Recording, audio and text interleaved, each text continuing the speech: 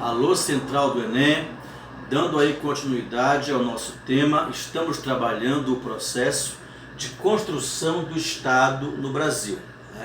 Nós chegamos na aula passada concluindo o tema A Independência do Brasil, que se deu em 1822 com o famoso 7 de setembro. A partir da independência em 1822, nós temos a segunda fase política da nossa história. A primeira fase é o Brasil colonial, que vai do século XVI à independência em 1822, e a segunda fase é o Brasil monárquico. Olha aqui o Brasil monárquico, que vai de 1822 até a proclamação da República em 1889. Esse é o período do nosso Brasil monárquico. A independência em 1822 até a proclamação da República em 1889, que dá início à nossa terceira fase política. A fase colonial, a fase monárquica e a fase republicana, são as três fases. Nós estamos aí iniciando a fase monárquica. Essa fase do Brasil monárquico, ela se subdivide em outras três fases. O primeiro reinado, que vai de 1822, que é a independência, até a abdicação de Dom Pedro I, em 1831. Depois nós temos o chamado período regencial, que vai da abdicação de Dom Pedro I até o golpe da maioridade em 1840. E a outra fase, que é o segundo reinado, que vai do golpe da maioridade à proclamação da República em 1889. E nós iremos, nessa nossa aula de hoje, abordar os principais fatos do primeiro reinado. Com a nossa independência, temos início aí o chamado primeiro reinado, que vai da independência até a abdicação de Dom Pedro I em 1831. É nesse momento, galera, que nós temos a bandeira, nascendo aí a bandeira brasileira. Essa é a nossa primeira bandeira. Ela foi modificada com a República, mas manteve-se uma estrutura original. A República diz que a nossa bandeira tem o verde das matas, o amarelo a riqueza, o azul do céu e a faixa ordem e progresso. Mas não é isso. A nossa bandeira tem nas cores verde, a cor oficial da família Bragança, a família real portuguesa, a qual pertencia o nosso primeiro imperador, Dom Pedro I. O amarelo representa a cor oficial da família Habsburgo, da esposa dele, a imperatriz Leopoldina, de origem austro-alemã. E aqui no meio nós temos o brasão dos Bragança, e nós temos duas folhagens, uma representando o café. Olha o nosso café aí, que já despontava enquanto importante produto da economia, e as folhas de tabaco. Por que o tabaco e o café são colocados aqui? O café já começa a assumir a condição de principal produto de exportação do país, que vai ser por muito tempo, inclusive pela República, e a elite cafeira já era protagonista política e participou de forma decisiva do processo que levou à independência. E o tabaco, especialmente enquanto mercadoria para o tráfico negreiro, para a troca por escravos no continente africano. Uma vez feita a independência, o Brasil passou por um processo de reconhecimento da sua soberania. Inicialmente, um reconhecimento externo. Que países era importante que reconhecessem a existência do Brasil enquanto país soberano? Bora falar primeiramente dos Estados Unidos. O reconhecimento norte-americano se dá por base na famosa doutrina Monroe, América para o americano, desenvolvida no governo do presidente James Monroe e apresentada ao mundo em 1823.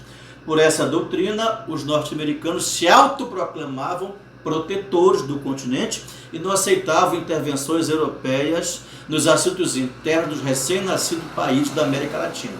Na verdade, era um esboço daquilo que você sabe, do futuro imperialismo que este país exerceria sobre essa parte do continente. O reconhecimento inglês foi mediante a continuidade dos tratados que a Inglaterra havia assinado com o Dom João VI, mantendo aí os privilégios ingleses, e a própria Inglaterra intermediou o reconhecimento português. O reconhecimento português se dá através de duas medidas importantes. o reconhecimento de títulos a Dom João VI, imperador perpétuo do Brasil, é um exemplo, e o reconhecimento mediante uma indenização de 2 milhões de libras. O Brasil não tinha dinheiro, o Brasil precisou, na verdade, assumiu uma parte da dívida portuguesa com os ingleses, sendo essa uma das origens da nossa dívida externa. No reconhecimento interno, você vai ter reação em diversas províncias. Grão-Pará, Maranhão, Piauí, Bahia, Cisplatina, que é o atual Uruguai. Elas não reconhecem a independência, e para reconhecer essa independência, o Dom Pedro contrata mercenários, empresta dinheiro dos ingleses, começa aí a nossa dívida externa. Essa é a verdadeira origem para massacrar essas reações à independência. O mais famoso caso foi o massacre do Brigue Palhaço em Belém, quando os paraenses, antes que as tropas chegassem lá, forçam o Pará a reconhecer a independência, mas a ordem dada por Dom Pedro era massacrar qualquer movimento a favor, contra. Simplesmente, centenas de paraenses são trancados no porão do famoso navio Brigue Palhaço e são assassinados numa verdadeira hecatombe, tragédia. Palavra interessante para você enriquecer sua redação, inclusive. Dando continuidade a esse processo de construção do Estado brasileiro, nós temos a convocação de uma Assembleia Constituinte, que basicamente funcionou em 1823 e dividiu-se em 2 partidos.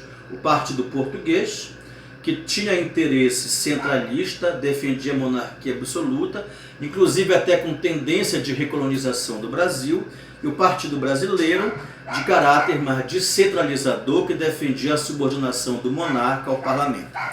Foi elaborado um anteprojeto pelos irmãos Andrada, José Bonifácio e Antônio Carlos de Andrade Silva, um anteprojeto que também foi chamado de Constituição da Mandioca, porque previa um acesso ao voto somente às pessoas com renda e com renda vinculada à terra, o que beneficiava só latifundiários, excluía comerciantes e outras pessoas. Mas o principal problema desse anteprojeto é que ele previa a subordinação do Dom Pedro I ao parlamento. Ele não aceitava. Ficou famosa a frase, a fala dele, quando abriu o trabalho constituinte: quero uma Constituição digna do Brasil e de mim. Ou seja, o Dom Pedro não aceitaria uma Constituição que limitasse os seus poderes. Simplesmente ele dissolveu a Assembleia Constituinte, reuniu um conjunto de notáveis ou pessoas ligadas a ele, e eles elaboram e impõem, outorgam a nossa primeira Constituição. A Constituição de 1824, a primeira das 7 Constituições brasileiras, foi uma Constituição imposta por Dom Pedro I. E falando na Constituição de 1824, nós iremos abordar 2 temas bem polêmicos dela, inclusive um que caiu na prova do Enem no passado, 2019. O sistema de voto era altamente excludente. Era um voto baseado em renda, que você chama de voto censitário. Era preciso ter uma renda mínima anual para poder virar um eleitor, e um voto indireto ou em graus, da seguinte forma: eleitores com renda menor votavam nos eleitores com renda maior, e os eleitores com renda maior formavam um colégio eleitoral que escolhia os deputados da província, e os senadores, quando havia uma vaga, morria alguém, já que o Senado era vitalício. E a outra questão interessante é que essa Constituição trouxe a célebre divisão do Estado em 3 poderes. Os 3 poderes que nós conhecemos estudando o Iluminismo, Barão de Montesquieu: Poder Executivo, Poder Legislativo e Poder Judiciário, com a defesa da independência e harmonia entre os 3. Mas não havia essa independência ou harmonia, porque nasceu um 4º poder chamado moderador, que fazia com que os outros 3 estivessem totalmente subordinados à autoridade do imperador. Através desse poder moderador, ele podia nomear senadores, nomear governadores, nomear juízes. Ele poderia vetar decisões da Câmara, controlar as armas, declarar guerra, ou seja, subordinar totalmente toda a pseudo-autonomia que existia à sua autoridade, ao seu poder. E fechando essa nossa aula de primeiro reinado, que a gente vai concluir na aula que vem, primeiro reinado, o Dom Pedro sufoca em 1824 um movimento separatista que eclodiu lá em Pernambuco e reúne várias províncias nordestinas, a chamada Confederação do Equador. um movimento republicano, um movimento separatista, um movimento influenciado pelo iluminismo, um movimento protagonizado por Pernambuco, mas principalmente um movimento que demonstrava a insatisfação de setores políticos do país contra a centralização do poder, contra a concentração desse poder nas mãos do monarca, que foi viabilizado pela Constituição de 1824 e pelo poder moderador. A negação desse poder, a negação dessa concentração, a negação da própria monarquia, a negação da forma outorgada, imposta pela qual veio a Constituição, somada a questões de autonomia, a crise econômica que atingiu o Nordeste, leva à eclosão desse movimento que fora sufocado em 1824.